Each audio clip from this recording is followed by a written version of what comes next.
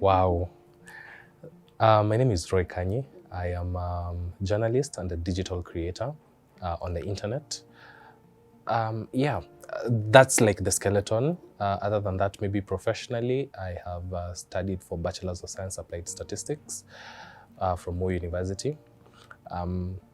I developed my skills in digital content creation while I was still at uni.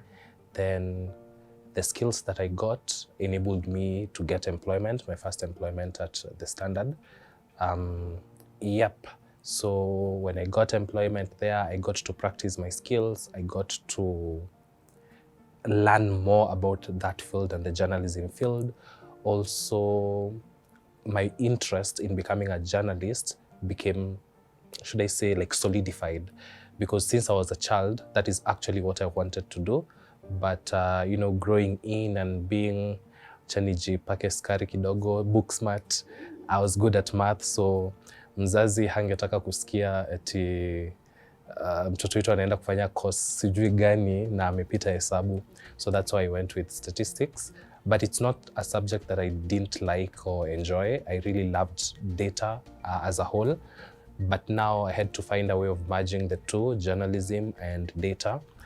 Currently, I am studying to become a data journalist, as well as in the content creation space. So essentially, that's Kanyi. Yeah.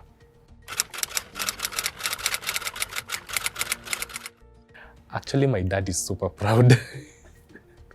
Okay, it was very, initially, I think because when I was young, I was that good child, ule mtoto hasumbui, ukiambiwa kitu nafuata. So I think maybe that made my parents feel like with this decision that I'm going to make, I don't want to study maybe a mathematics related course. Maybe they thought it would be a bad decision. But I know they did that with good intention, because as a parent, they had to guide me as their child. But again, I didn't feel like they forced me into it. No. I still loved math. I still enjoyed math. So, yep, I got to pursue that. I am done with studies. Now, when they see me on TV doing maybe what's trending when I was doing, my father is usually like, no, that's my son. Huyo ndio kijana wangu. Exactly. First of all, he usually insists I say the name Roy Kanyi, the last name Kanyi. Yeah, because apparently he also uses that name. It's his surname, but he uses it as if it's his name. But yeah, he's super proud for the results right now. My mom as well. But my mom is the type of parent who is an open book. She will be there to give you guidance, give you support, but never like, how should I put it, enforce her beliefs or her rules onto someone. Nah. If you want to become a cyclist, she will support you. When I wanted to become a content creator, she's the first person who bought me a ring light. She's the one who supported me in, first of all, setting up how to look good on camera. Like, this is how you maybe place your lights, something like that. She's the one who nurtured me into the content creation space. And I'm super proud of that, because I'm making money from it right now. Yeah. Is your mom an expert in content creation? I wouldn't say an expert. I would say she's more of an artist. In the art world, something I think artists can agree with me, you can't be niched to, let's say, you can only do photography and maybe videography. You'll find yourself, you have maybe a small skill in graphic design, maybe a small skill in sound editing. Like, it's a whole, should I say, ecosystem. So for her, because she's an artist in that space, I think being easy on camera, haikuwa kitu ngumu kwake. Plus, it's something she had practiced when she was young, on TV, but behind the scenes. Yeah, so alinipatia hizo guidance and support.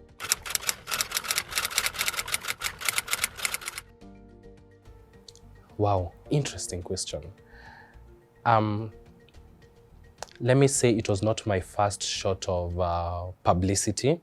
I have done commercials before, but those were like on TV when I was a small boy. So, by that time I wouldn't call myself eti nilikuwa najulikana, nobody like knew who this child is, plus a child ana growing up, so 1 year later wenye mtoto alikuwa anakaa una change. Exactly. So when I now came into the content creation space, just I was doing just those random skits. By that time it was called Musical.ly, then evolved to TikTok. Just those random acting skits, and wow, nikaanza kupata kumbe watu wana engage, wanapenda kenye nafanya, wanaanza hadi kufollow. I post another video, it does extremely well.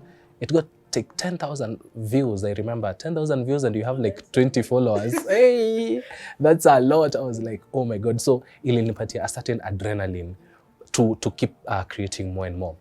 So yeah, hivyo ndivyo niliendelea with the momentum, creating just, I could call them acting skits type of content. And yeah, the numbers started coming in like a lot actually. Ikafika point I had like 50,000 followers.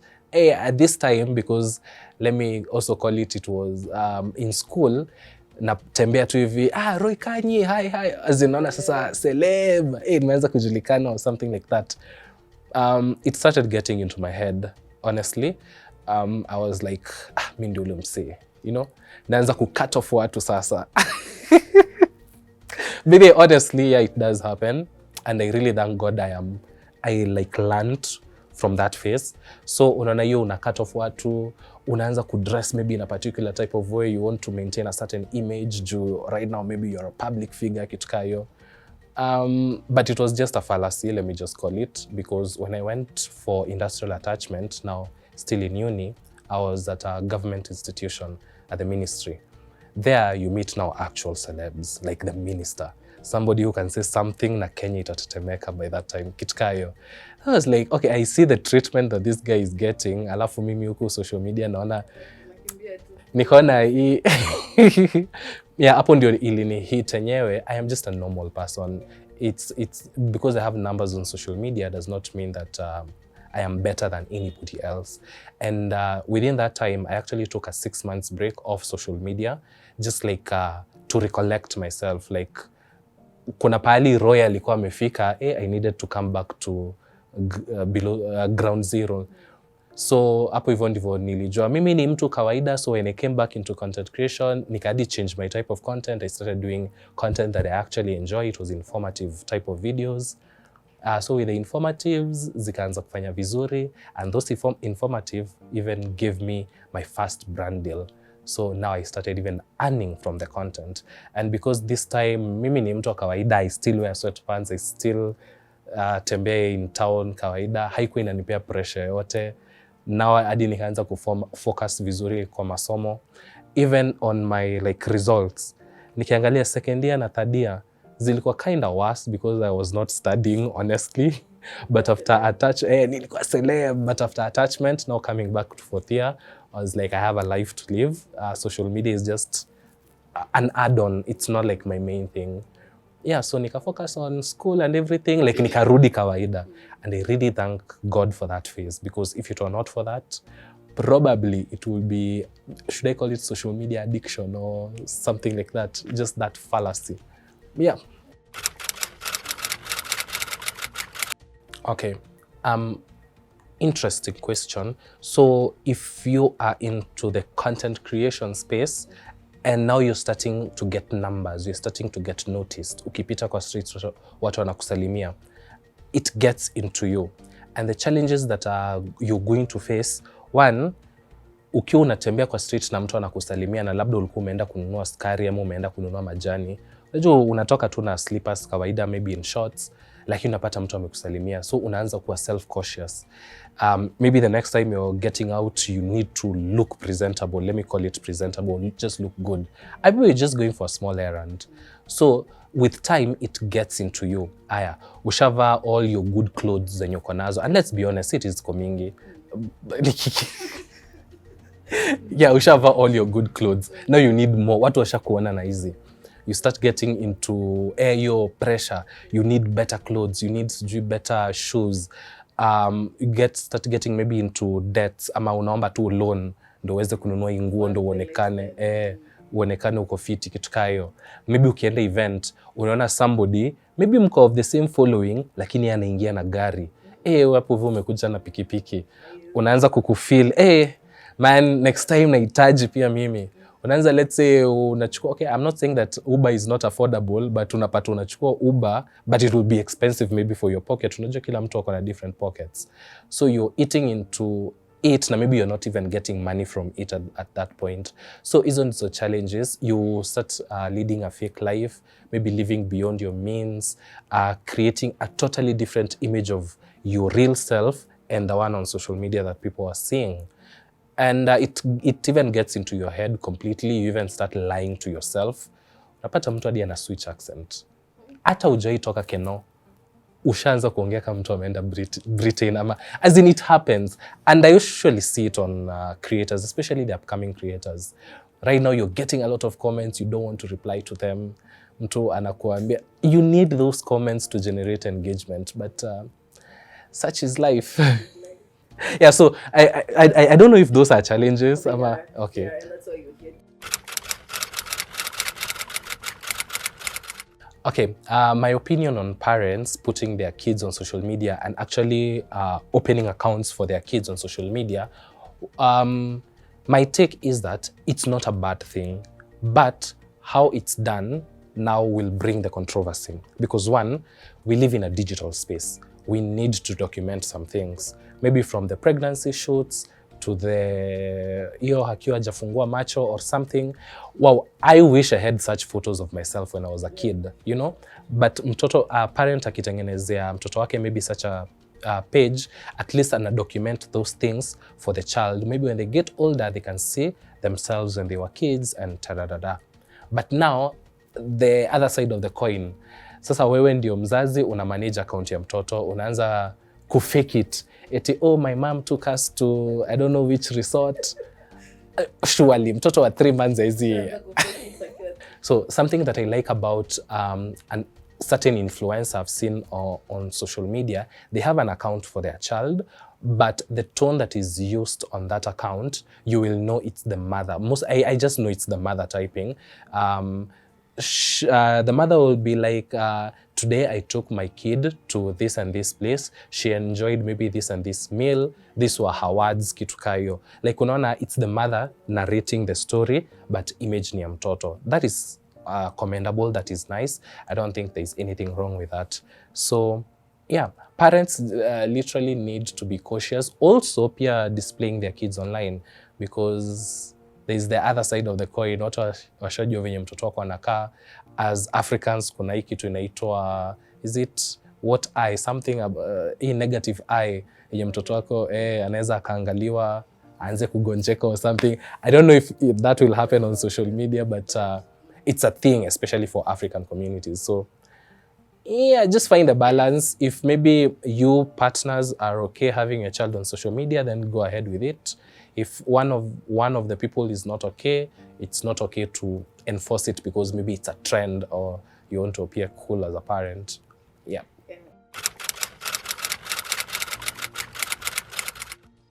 There are a lot of ways, but I don't think there is like a solid structure to that, or maybe a rule book to that. It all depends with how the child was brought up. Like, you'll find a situation where the child has a social media presence, but they don't have a mobile phone or anything. That phone belongs to the parent. If they want to shoot, ataongea na mzazi, hi mom, hi dad, I want to do this video for social media. Upatiwe, go ahead. Maybe your parents are behind the scene when you're recording the video. Then somebody will edit it for you. Kitu kayo. Yeah. But it's a very tricky question, honestly. You can't find a balance between, na pia sahi siziseme tunaweza kulimit mtoi kutokuwa na simu. It's almost a basic need right now. I think it will all circle back to upbringing. Juu kuna mtoto utaambia tu usikae on social media. Kuna mtoto utaambia usikae on social media for more than 2 hours na hata kusikiza. Kuna mtoto hata kusikiza. So hapo pali hata kusikiza, now you have to implement other measures sasa. Yeah. Yeah, there are tools, especially let's go for a social media platform like TikTok.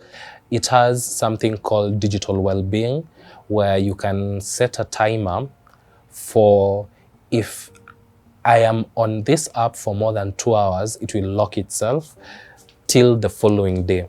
If you want to unlock it within that day, you have to input a certain password. So if you have a child, you can take the phone, unamwekea maybe 1 hour or 2 hours depending, unaweka password yenye wewe peke yako ndo unajua. Then when the child is on TikTok, akiscroll 2 hours zikipita, TikTok itself will lock. You'll have to input the password for you to unlock the app. Yeah, so that is a measure. There are so many tools you can use for that. There are also mobile phones with these features where you can limit the screen time. Let's say the phone has been on for more than 4 hours. The phone should completely lock itself. If it's a phone controlled by a parent, that is okay. Also, there are apps to monitor whatever someone is doing on their phone. Okay, I know these apps are usually marketed for children, for parents to monitor their kids, but they are abused by people in relationships because it still works. So how it works is that as a parent, you can have the logins to your kid's phone and you can monitor all the activities that they're doing, all the messages that they're receiving, all the calls, all the website they're visiting. Like, you have access to that phone on your phone remotely. Yeah, so those are tools you can use. Some of them are paid, some of them are free. And yep. But sasa watu wanatumianga hizo app kuspy on their partners. So but imagine they were created for kids.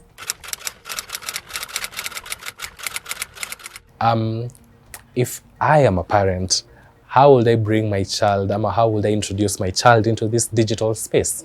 So step by step. First of all, make it open to them that there are good things and there are bad things on this platform. Like, make it open from the word go. I know as a curious child, okay, najua utataka kumwonyesha good things, but pia atataka kujua, okay, what are the bad things? I usually feel, okay, this is my opinion. I don't know if it has been tried or tested, but I usually think also give them a taste of what bad things look like and even consequences. Like, okay, as in ndo ajue enyewe, if that now happens, this, unajua there's this msemo that says, nenanga aje, okay, not asiyefunzwa na mamaye hufunzwa na ulimwengu. There's a similar one. Experience is the best teacher. You know, experience is the best teacher. So when you experience something, it's hard for you to forget. Like, siku uliona mbwa ikikuuma, trust me, the next time utaona dogi utakuwa unaiogopa, kitu kama hiyo. So on social media, kuna vitu utakuwa unawaambia, okay, this can happen, and okay, it's a very tricky way of coining it, because once I am not a parent, but I still feel like you should also show them the other side of the coin, how it looks like. Ndo pia wako wanajua, okay, enyewe nikienda hii side yenye dadi ama mami aliniambia X and X will happen, kitu kai. Let me continue watching Nickelodeon or Cocomelon or any other type of children stuff. And as they grow older, also allow them to express maybe their interests, support them. Juu kuna wenye yes, on social media watu wana vitu za, let me call them comics, some of this Japanese type of thingies. They are not so common to Africa. Unaanza kuambia mtoto wako, hii ni uchawi, hii sijui ni nini. And yet your kid honestly love those things. So utapata unamlimit, but behind the scenes uko kwingine, maybe yeye ndo anaenda kuconsume kitu kayo. Just find a way of, juu kila mtu akona different interests kuliko hata za mzazi wake. Just find a balance between the two. If it's actually not right, find a way of telling them hii si mzuri. Unaweza pata mtoto wako ako interested in watching cats zikikatwa shingo, kitu kama hiyo. Unaweza mwambia tu vizuri, hii si maneno mzuri, na ukiendelea kuochi utapata a rabbit hole of all this type of content. Oh, interesting. So one thing about social media is most of the apps that we use, they are algorithm based. Unapata the type of content that you feed on is the type of content that itashinda ikikuletea over and over again because it shows you're interested. So let me give 2 use case scenarios. One, you totally like football. Una watch game ya futa kwa maybe this ka segment, you like the video, you even comment, maybe Pogba angefanya hivi na hivi, like you're engaging with that content. TikTok will be like, okay, this is engagement, so this person is interested in this type of content. Ukiscroll maybe over and over, unaletewa something similar. And because it was content that you were engaging in, let's say positively, unaendelea kuletewa that type of content. The other side of the coin, it's still the same. You see a type of content you don't like, inakubo sana, hadi inakuuma, inawe unaenda du na comment, hii ni upuzi, acha vitu kama hizi, kitu kama hiyo, you know? Kuna content triggers you like that. But imagine the algorithm will not notice this is positive, this is negative. It will notice this is engagement. And because it's engagement, it will feed you more of the same type of content. So, unaleto kitu unachukia, na unachukia. So, inakulead into those type of, let me call them bad things. Hadi unaanza kusema, oh, hii social media app inakuanga tu na this type of content. It's because that is the content you're consuming. Yeah, ama unaambia algorithm ndio na engage nayo. So for that other side, ukienda tu kitu kubambi swipe, just swipe to achana nayo, or just mark not interested. It will not give you something similar. Kitu kayo. Yeah. So how do you control that? As a parent, let's say umeingia kwa simu ya mtoto, because definitely you need to monitor. So utaangalia tu content yenye anapitia. Again, I'll still reference to TikTok. Ukiwa you anything on your kids FYP that you feel this is not right, click not interested, or maybe refresh the FYP. There's a way you can refresh that whole system, ianze kuleta other random things. But when you click not interested, even them, they have their own safety measures. They will know this person is not interested in this type of thing. They will not bring it again. So, yeah. I give myself room to improve. Ama restructure back. So sisamangi eti, I wish I did this different. I do it different immediately. Like, I don't have ile point. Kitu kayo. Nitaifanya tu, ama the next content, nitakuwa like, okay, hii haikufanya hivi, so na implement immediately. Yeah, but one thing maybe I will tell people, especially content creators, be uniquely yourself. Like, no person is the same to another. Yes, you might even look alike, you might be twins, but you're totally different. Why are you laughing? Yeah, so every person is totally unique. Kila mtu ako different. When you're putting your life on social media, also be very careful with what you're putting out. Things like maybe your family. If your family is not okay, don't put them on social media. Don't put things like where you live on social media, just in case unajua kuna content unaweza make ukasirishe mtu, na juu kwa content ingine ulimake na ukasema naishi Westlands ama Lavington, huyo mtu atakutrack down. Exactly. So just be cautious with what you put out on social media, and try as much as possible to always be positive on social. Never spread negative vibes. Positivity always. Yeah. Okay, for me, it's at any point. As long as you have engagement, you can monetize your content, because monetizing means how can I earn money from this type of content? So if you notice that I'm talking about Parents Magazine, the benefits of Parents Magazine, and people are actually commenting on it, when is the next issue coming out? How can I be featured on this magazine? You see, that is engagement. By that time, as a creator, I'll be like, okay, watu wako curious about this, let me reach out to parents. Let me collaborate with them, because I have evidence people asking about the same. Reach out to hata kama uko na 2 followers. It does not matter. The algorithm will send your content to people who are interested. So you can monetize your content at any time, as long as you have engagement, better engagement. So yeah. Don't wait until niko na 100,000 followers. Now brands should start looking for me. It does not work like that. I would say have a mix of both. Don't just sit down and wait for a brand to approach you. If you can, approach a brand. kama hiyo example yenye nimepeana na Parents Magazine, unaona when una notice hiyo kitu na una reach out to parents, ni ume reach out. In the digital space, there are lots of benefits. You can reap a lot from the digital space because it's evolving and we are at the beginning level of it. Atuziseme eti kulikuwa nayo huku way back. No. It's high time companies, people, parents take advantage of this space and grow into it because we don't, not because we don't know where it's going to be, but we can see a trajectory of where it's heading to. And everything is going to be, let's say, in the near future, AI related. Samsung is launching a phone that will be AI powered, even offline and etc. Like everything that is coming up, especially for this year, is AI related. In the content creation space, it can help you do a lot of things. So as a parent, take technology, utilize technology, and don't be against it. I just don't be against technology. It's there to stay with us. So yeah, that's all.